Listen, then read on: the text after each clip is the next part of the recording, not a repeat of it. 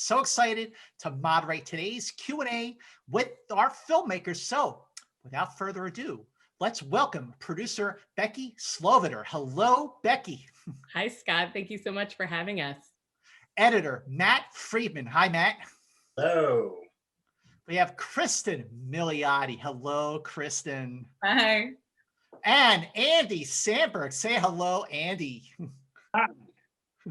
So excited to be here. So first of all, this movie is absolutely one of the very, very best films of the year. To start with you, Cristin, how proud are you of this film and the way it has resonated all year long? I'm sort of blown away by the life that this film has had. I mean, it's really wild that like almost a year ago, in 2 weeks, we were all at Sundance. We were all there in this like house together being like, I hope it gets bought. A year later, we're still on all these Zooms talking about it. We're still like, so many people have seen it. So many people have really like loved it and enjoyed it. And that's like the most you can ask, really. How about for you, Andy? I mean, I was in the room at the library at the Sundance Film Festival when it had its world premiere, and talk about a reaction that went through the roof. Now, as an actor and as producer, what did you think? Like, what was your reaction to that? I remember actually Matt and I talking about it, that we knew there were certain laugh points that we were like holding our breath for, but that as the movie went on, there's like, sections where it gets a little more grounded and a little more serious. And then there's joke points that come back, and little things were getting big laughs. And Matt leaned over to me and he was like, they're paying attention. They're laughing at all the little stuff. The story's working. And I remember in that moment being like, nice, we did it. Like, I was like, this could be the end of the Palm Springs story. Like we got into Sundance and it played great and people thought that it was a story that worked, And so kind of everything since that moment has been cake. Like it was a hard movie to make, truly an indie. And everyone really busted their ass to get it to a place that felt like maybe even a little bit more. And it's been kind of a dream. Becky, I want to ask you, this is your first film as a full-on producer. How and why this film for your first, but also going off of Andy's comment there, what made it a hard film to produce? It was an indie through and through, as Andy said. And, when your ambition for the film doesn't exactly match up with your budget, as I think really on an indie, but also really that's any movie, right? So it becomes resource allocation and what's really important and what would be nice, but we can't get. But so much of this, it really all goes back to this beautiful script that Andy Ciara wrote. We just wanted to do him proud and honor the script. And again, our ambitions were a bit bigger than our budget. So that was the biggest challenge, of course, in many ways. But this was also, I've just never been prouder to be associated with anything. So it was a challenging but incredibly rewarding experience at the end of the day. Matt, this is your first movie, at least I'm looking at the progression of your career, and this is your first film after The Farewell. So what was it like going from The Farewell to Palm Springs, and how exhilarating was it to do a movie like this? Well, at first look, you think those two are pretty different, but they're similar in that they both are funny and about death and really sort of like deep pain that these two were in, and those are the kinds of movies I love to cut the most. So this was a treat, and that's absolutely what attracted me to it in the script, because humor and pain, they go together. Laughter and pain go together naturally. So anytime we get to do a movie that has both is awesome. Cristin, what was your first take, the first time you read this screenplay? Like, what went through your mind? I remember thinking that I had never read anything like it, that I really couldn't, like, a lot of times you read scripts and you sort of know what's going to happen. Like you're reading them and you're like, oh, I bet this will come into play, and then this will come into play, and then I see, okay, and here we go, and this is how it goes. And with this, it was a lot like the experience of viewing it, actually, which is what's quite special about it, because usually you don't always get that when you're a part of something. You'll read it, and actually what the final product ends up being isn't like the script and isn't what you imagined. And this really felt like reading it, I really didn't know the twists and turns that it was taking. And I was just blown away by, you know, sort of like what Matt was saying, that you think it's one thing, you think it's this like sort of lighthearted romp and the misdirect of that and the heavy things that it deals with, but with a light hand, was also something that I really, really, really responded to. I love it. Andy, this movie is so much. I mean, it's first of all, the framework, it makes it smart and clever, but it's funny. It is a time loop movie, but it is a romantic comedy. I mean, it is a romantic comedy, and it has depth, and it's profound, and it has a big heart. Like, what was your take on just how many different tones, how many different voices this movie has? I guess I would say my take was it's either going to be a complete mess or one of my favorite things I've ever seen. And, you know, when I read it, it was one of my favorite things I'd ever read. And Becky and I kept talking about, man, I just keep thinking about Palm Springs. Like going into it, I knew there was a time loop element, and obviously there's been time loop stuff in the past, and I'm a huge fan of that stuff. And it caught me off guard nonetheless, because it sort of starts where those leave off. And like Cristin said, it keeps going in directions you're not expecting. And there's just a stickiness to it. I can't really put my finger on why, but I just kept thinking about it and kept being like, even when we come across production roadblocks, I was like, yeah, but we gotta make Palm Springs, right? And Becky would be like, yeah, we just gotta keep working. It's annoying, but we just gotta push through. And we wanted to see it. We wanted to see it made and see it on the screen. You know, when you think of like the time loop movies, I mean, obviously, of course, you have Groundhog Day, but then there's also Edge of Tomorrow with Tom Cruise, and you have Source Code with Jake Gyllenhaal. But this one is different. Like whenever I try to describe this movie and I'd say a time loop, oh, it's Groundhog Day. I'm like, no, it's not. This one is different because this time there are two people in the loop. And Becky, like, what are the challenges to make this fresh? And what were the first conversations that you had with director Max Barbakow, and what made him the perfect director? So Max had gone to film school actually at AFI with Andy Ciara. And so Max and Andy came to us with Max, and we loved Andy and Max immediately and really vibed with them.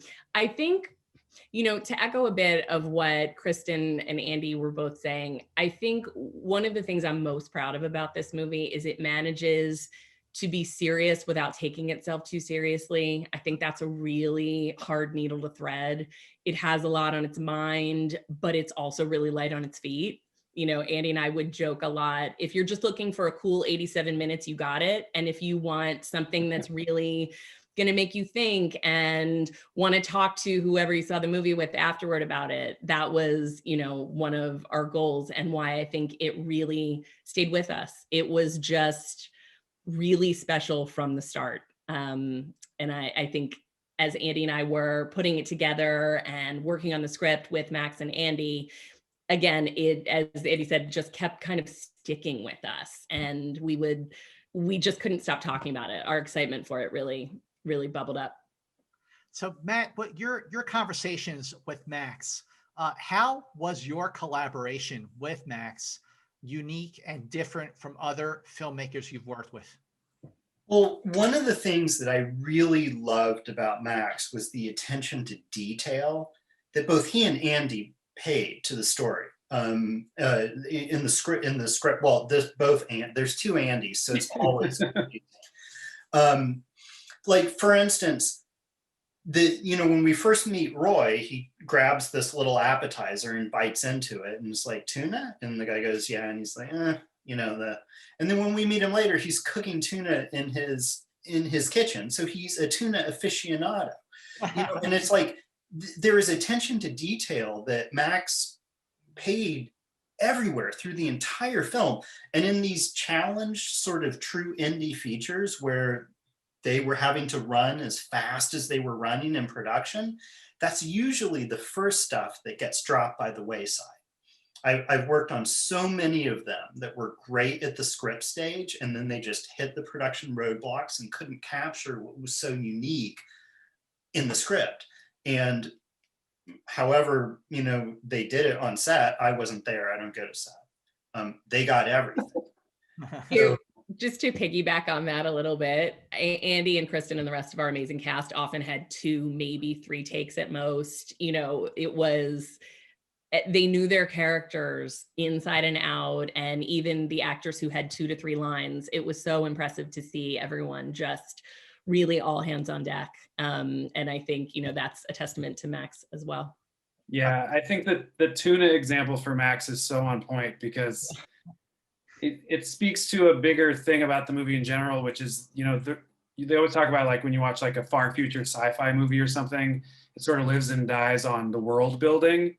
And I would equate this with that in many ways. There was a lot of depth and texture to the world. And I think it's partly because they wrote so many drafts before it ever even got to us, but there's backstory to everything. And it's just sort of simmering under the surface and makes it all feel really like exciting and interesting and better for repeat viewing. But interestingly, this film doesn't explain a lot of the backstory. Like, it's there. It's just there. It never goes into it, which is another thing that I loved about it. Yeah. I love that everything happens in a weird way, because it does jump back and forth in time and everything, but everything is so natural and organic. And Cristin, I want to ask, like, when you're doing a movie like this, and there's so many, again, the framework is so different and unique in its own way. The chemistry that you have to have with your co-star is essential. So tell me about the first time you and Andy met, the first scene you did together, when you really felt like, we got this. Well, I think that's another thing, and Matt can speak to this, that's the magic of editing, because we had no chemistry. They can't stand each other. Oh, It was a very sort of, I would work with his stand-in because he refused to be there past 2 p.m. and then he would work with mine because he just sort of makes me uncomfortable in general. So that's really the beauty of post. It was a Blade sitch. What did you say? What? What? I didn't say anything about Blade. Is that how they filmed Blade? I've heard there was a lot of acting with a stunt double on Blade. Yeah.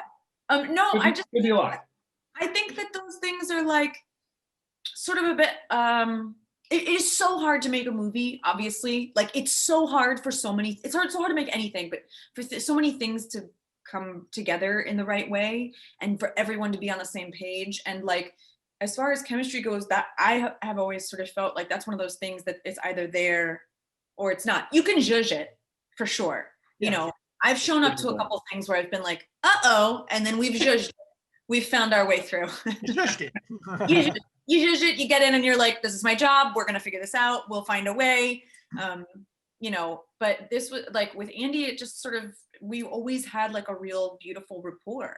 And that was, I think, just part of like, I don't know what, like the fairy dust of it all. I don't know. I can't give you like a better explanation. I think that's what it was. Yeah. It's just luck. It's luck. You meet someone sometimes in life and you feel like you've been friends for a long time when you haven't. Yeah. And we were lucky that was the case with this, where the 2 people were supposed to seem like they were really good friends on camera too. Yeah. Andy, what was the framework of the movie in terms of like, what was the first scene that you shot? Did you shoot, I don't know, chronologically in some way and just, and then Matt goes in and figures it out in the editing? I mean, it just watching this movie get made would be a great movie unto itself. So what was the first scene you shot, and how many times did you shoot that scene? First stuff we shot, I think, was Cristin waking up in bed over and over again on different days of the loop. Yeah. And then like busting into the bathroom and yelling at Abe. And it was my nightmare to have that scene on the very first.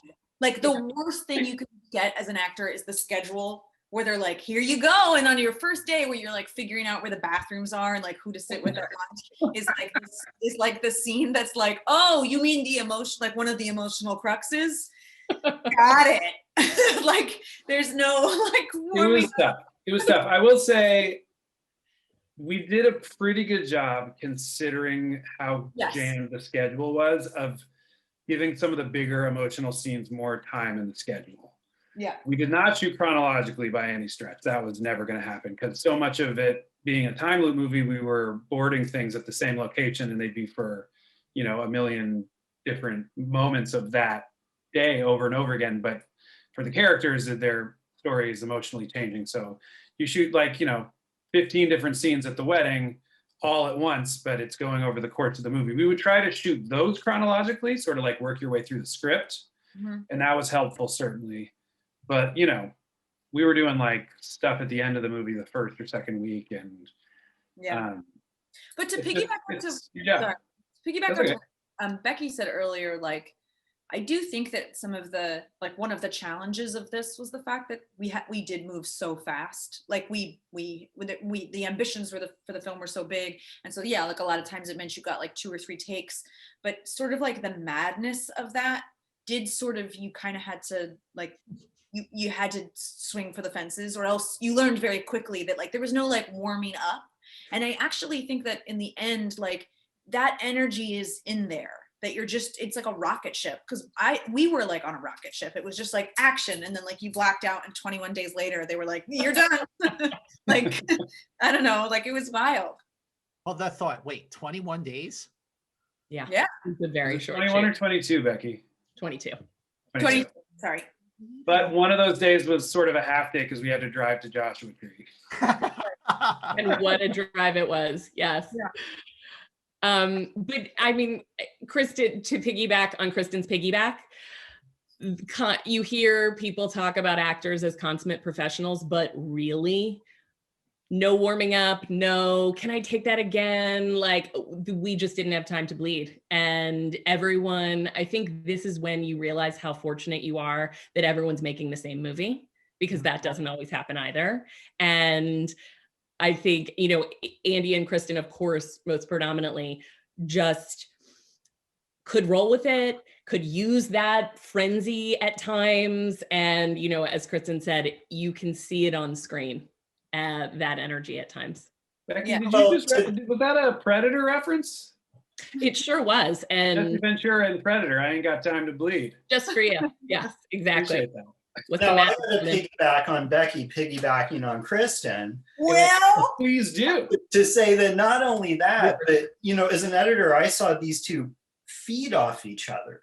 So it wasn't just getting what was on the script. It was like so much stuff and so much improv and so many options that we had in the cutting room for everything. You know, like in the cockpit, when they're about to crash the plane, there's a million different things that we could have put into the movie.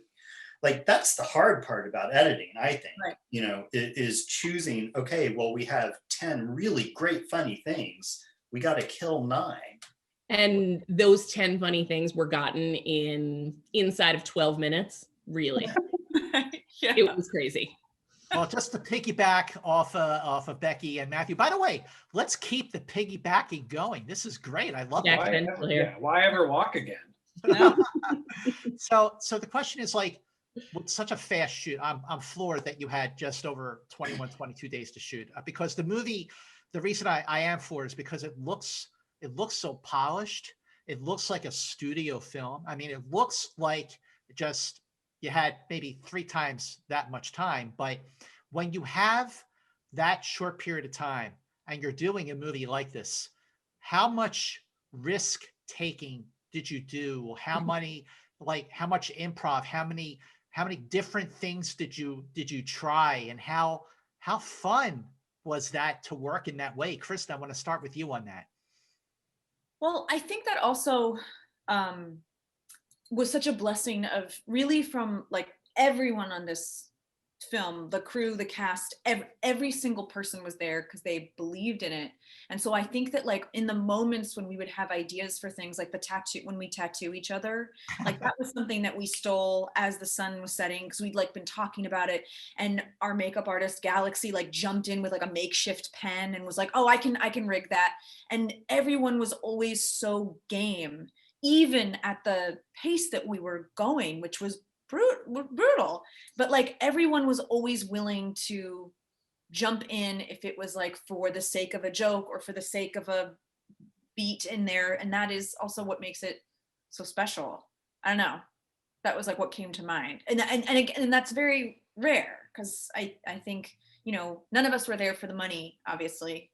We're all there because we really loved it, and I think that shows up there as well. Andy, what's it like for you to work at that pace? You find it like exhilarating and like empowering to just like, you know, let's just go. You feel like the energy elevates your performance? I think so. I mean, I'm used to it, frankly. I did, you know, like 7 million digital shorts at SNL where you don't have time and it's airing in an hour and you're still shooting and you're like, we're gonna die. So, like it's still hard for me to really feel rattled in terms of schedule. On this one, as a producer, I was stressed in a different way because I was like, oh shit, like we're really like on set trying to figure out what scenes we gotta cut while I'm learning this scene and it needs to be good. And you know, there was a different level of it for that. But as far as performance goes, I was just super excited about it because I loved the scenes and I loved working with the cast that we got. We got so lucky with everybody. And Yeah. I have to say, I know we're not like accepting an award here, but Q Tran, who was our DP, you mentioned how great the movie looks. Her and the lighting team that she sort of brought in kicked ass. Like when we first met with her, Becky and I said to her, we have this much money and we want it to look like we have this much money. And she did it, you know, and she did it by really, really working it out with Max and thinking of really cool dynamic ways to shoot. And she also did it by calling in a million favors. So we got lucky in a lot of senses because people really liked the material. So they were like, yeah, sure, I'll do it. This should be fun. And we like Q.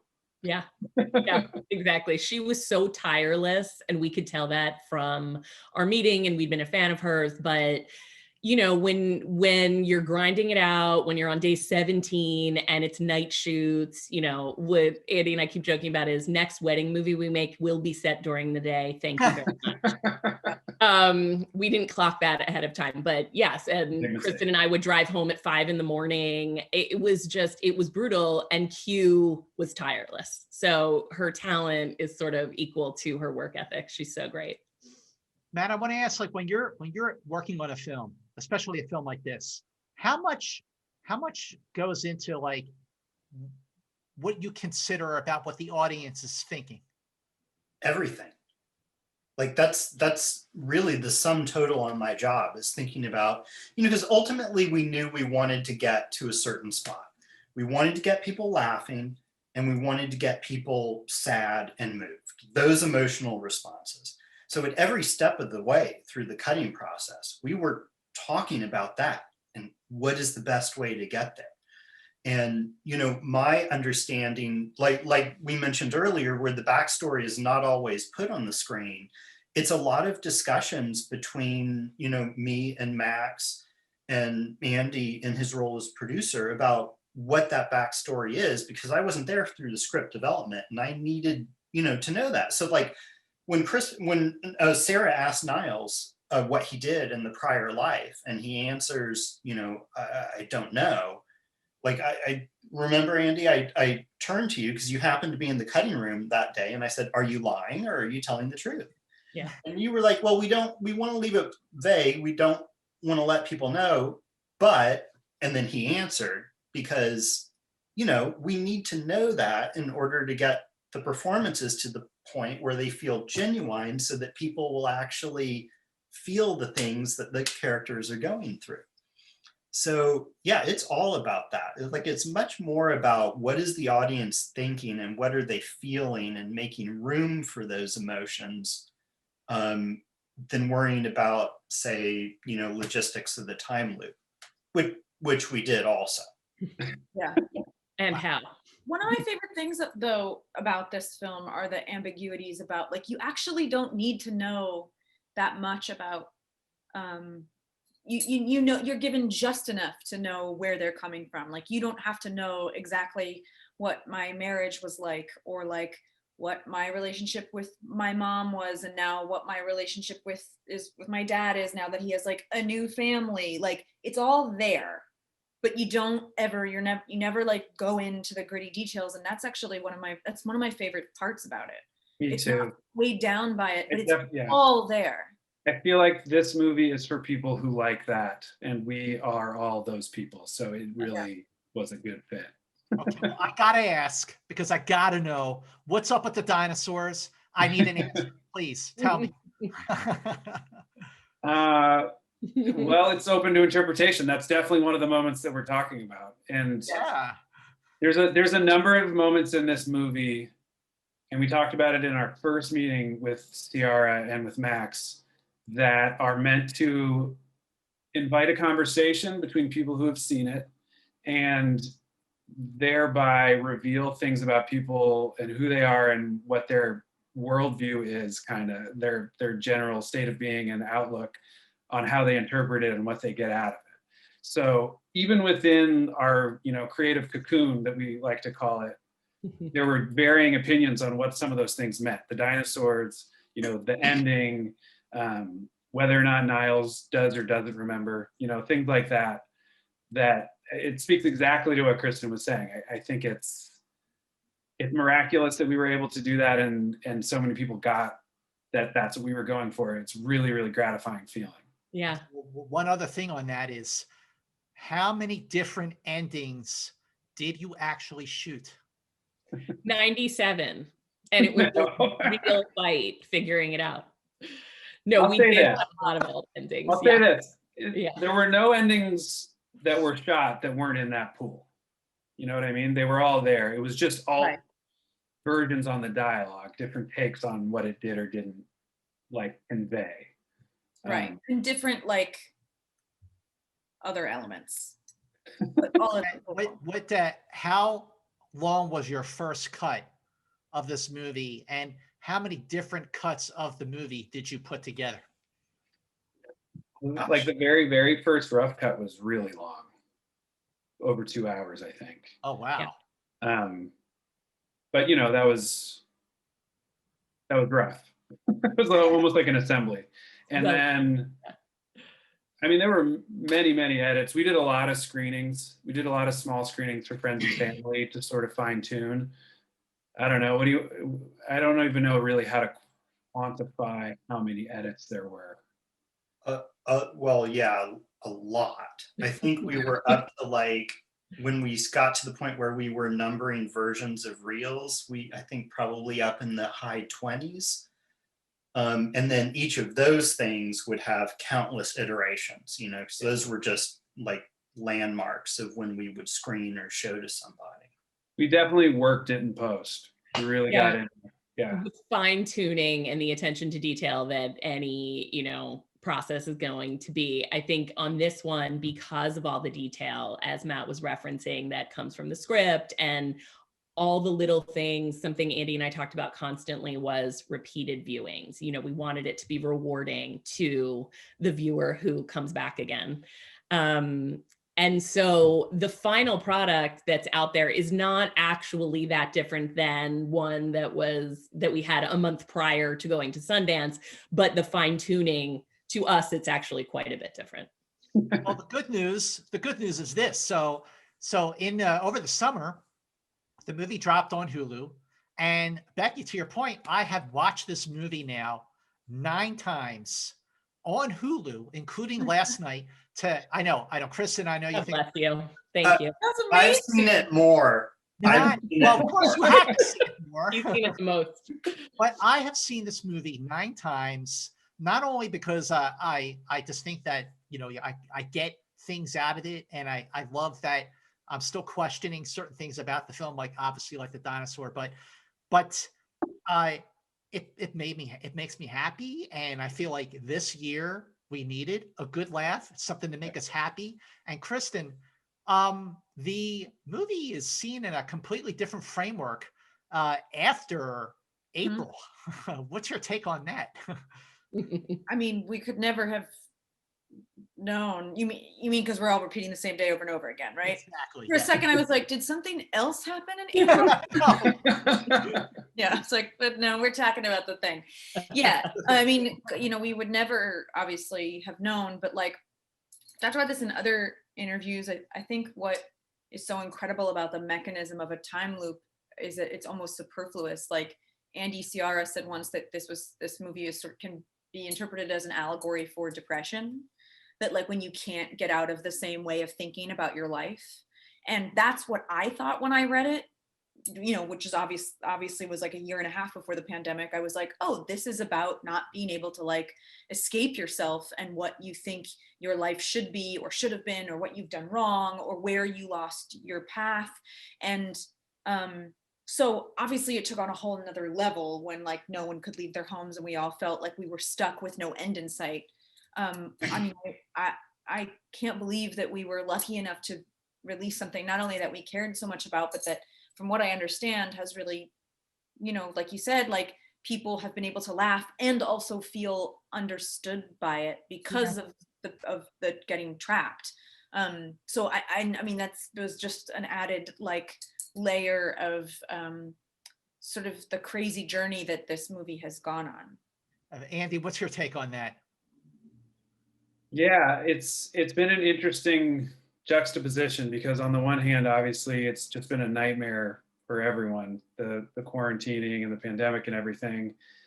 And on the other side of it, for us, it's been really nice, like Kristen said, to have the movie be received so well. And when it's conflated in a positive way with something so horrible, it's kind of hard. It's a very mixed feeling you have, which I guess is perfect for the movie because the movie is that too.